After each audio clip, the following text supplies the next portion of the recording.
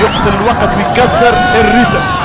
لو انا نحب صراحه هدف النجم، لانه حتى لو تحسب وتقول نوصل ضربه جزاء، الاهلي عنده عصام الحضر يحسم كل الركلات، اذا يلزم نسجل وتمشي كوره ممتازه. ممكن هي الضربه والجول والهدف الاول والهدف الاول. يا الله يا غربي، يا الله يا غربي يا ولد العربي، مش ممكن مش ممكن مش ممكن. في الدقيقه الاخيره من الشوط الاول تتغير الموازين، تتغير المعادلات. اخيرا 1-0 النجم الساحلي يسجل اول اهدافه في مرمى الحضري في اخر لحظات الشوط الاول. مش ممكن مش معقول، مش منطق مش مقبول. شوف الضربه يا الغربي، شوف عفوان في المرمى الاهلاوي. 1-0 1-0 لنجمنا الساطع.